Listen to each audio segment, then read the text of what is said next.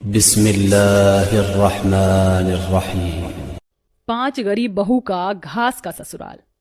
गायत्री अपने 5 बेटे कार्तिक, अखिलेश, राम, केतन और अबीर की शादी गांव की सीधी सादी गरीब घर की कन्या रवीना, राधा, सुमन, रूपाली और कंचन से कर देती है। 5 बहू पहले भी गरीब थीं और अपने ससुराल में भी गरीब तरह से ही रहती हैं, तो उन्हें ज्यादा पैसों की चाह नहीं होती। वहीं 5 बेटे मजदूरी का काम किया करते थे। वक्त गुजरने के साथ बारिश हुआ करती थी, जिससे उनकी झोपड़ी कमजोर हो गई। घर के सभी लोग सो रहे थे।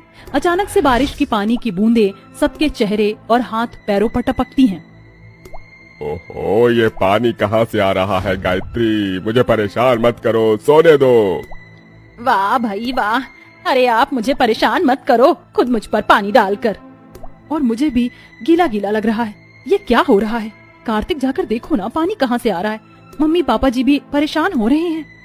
अरे मुझे सोने दो, बाहर बारिश हो रही है, जरूर खिड़की से चींटे आ रही होंगी। अरे मोरी मैया, मेरा तो पैर इतना भीग गया। अरे सब उठिए, देखिए छत से पानी टपक रहा है। बारिश की वजह से बहुत तेज बारिश आ रही है। उठिए उठिए, बिस्तर गीला हो रहा है। अरे कृष्ण भगवान, ये क्या हो गया? ओहो, घर में भी थोड़ा थोड़ा पानी आ गया। अब हम कैसे सोएंगे? मम्मी पापा उठिए। ओहो गायत्री, उठ भी जाओ, पानी आ गया। अभी भी नींद में हो। मुझे लगा तुम मुझ पर पानी डाल रही हो। अरे मुझे लगा आप मुझे परेशान कर रहे हो। चलो चलो बहू, इस पानी को सुखाओ और ये जो पानी टपक रहा है बर्तन वर्तन लगा दो। अभी तो आधी रात ही हुई है, कैसे सोएंगे सब? देखते हैं माँ जी, कुछ न कुछ तो जुगाड़ करना ही पड़ेगा, वरना दिक्कत हो जाएगी। फिर परिवारजन बारिश के पानी के टपकने को बर्तन बाल्टी लगाकर रोकते हैं और बहुएं गीली जगह को साफ करती हैं। माँ जी, ये जगह सूख गई है, आपका बिस्तर भी बिछा दिया है, आप और पापा जी यहाँ सो जाइए। अरे ऐसे कैसे बच्चों, अभी तो जगे हो। हमारा घर वैसे भी छोटा है और रहने वाले 12 जने हैं। ऊपर से ये बारिश सारा काम खराब कर दिया इसने। तुम सबको भी तो सोना है, अगले दिन काम करना है। माँ जी, आप हमारी चिंता मत कीजिए। भैया, पानी तो अभी भी आ रहा है। मैं सोच रहा हूँ क्यों ना हम तीनों भाई मिलकर बाहर तिरपाल लगा देते हैं, जिससे पानी थोड़े समय के लिए रुक जाए। हाँ, ये ठीक रहेगा।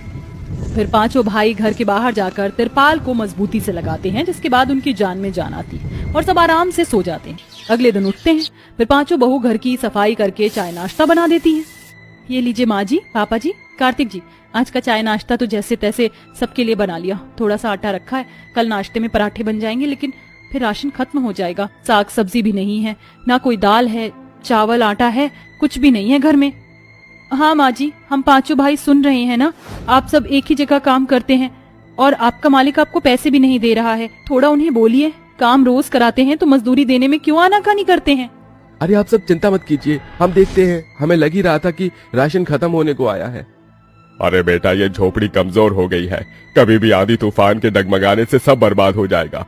देखो, कुछ हो पाए तो मरम्मत करवाओ थोड़ी बहुत। अरे इस मरम्मत के लिए तो काफी सारे पैसे चाहिए, ऊपर से काफी कुछ टूट गया है, खिड़की दरवाजे भी कमजोर हो रहे हैं। अब पैसे आए तो आए कहाँ से? आज हम अपने मालिक से बात करते हैं, वरना कहीं और जगह नौकरी देखेंगे। हम दूसरे गांव नौकरी ढूंढने चलेंगे। गैर हाजिरी में हमारी पत्नियों को थोड़ा संभालना ही होगा घर।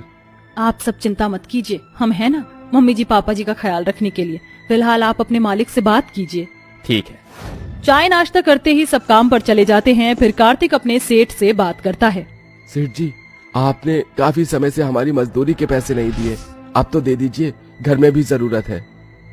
अरे मेरे पास कोई पैसे नहीं है, हाँ, और ना ही अब तुम लोगों के लिए काम है, तो चले जाओ यहाँ से। सेठ जी, ये आप क्या कह रहे हो? हमारी मेहनत के पैसे तो दीजिए। कैसी मेहनत? बोलो मत, तुम नुकसान करते थे, काम लेट करते थे, तो कैसे पैसे? चले जाओ यहाँ से। आगे 5 भाई भिखारी कहीं के, दोबारा मेरी फैक्ट्री में आने की जरूरत नहीं है। ये लो 1 रुपया। 5 भाई का सेठ उन्हें बेइज्जती करके 1 का सिक्का देता है।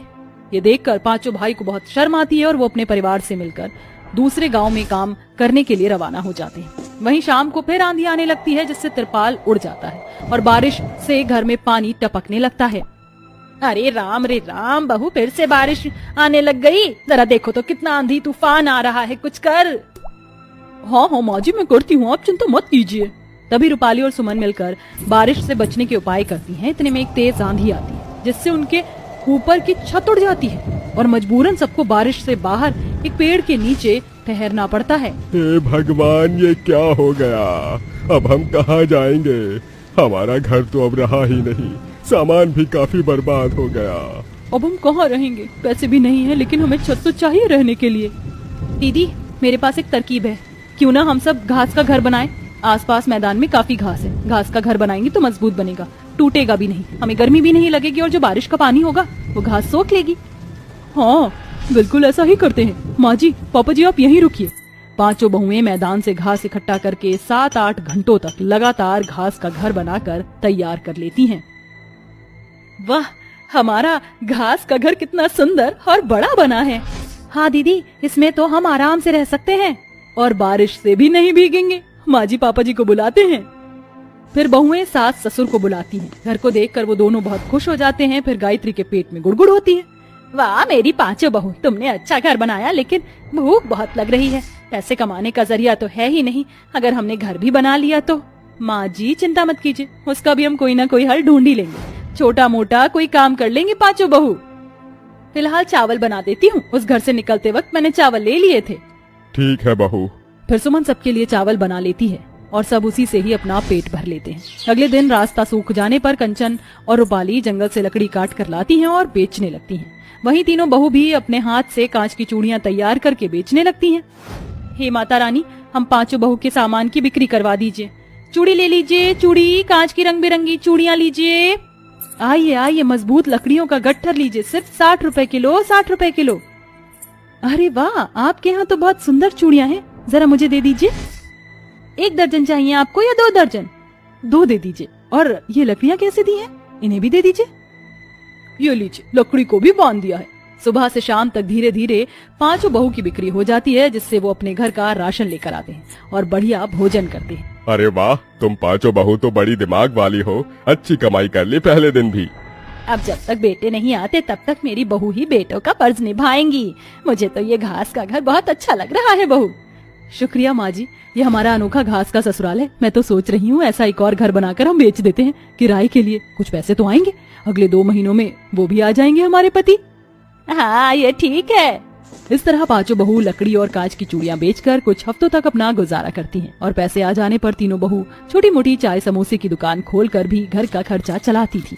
वहीं पांचों बहू ने एक और घास का घर बनाकर एक गांव वाले को किराए पर दे दिया, जिससे हर महीने उनके पैसे आते थे। फिर पांचों बेटों को भी अच्छी जगह नौकरी मिल जाती है, जिससे उनके घर की सारी आर्थिक स्थिति खत्म हो जाती है और एक मजबूत घर बनवाकर वो सब खुशी खुशी रहने लगते हैं।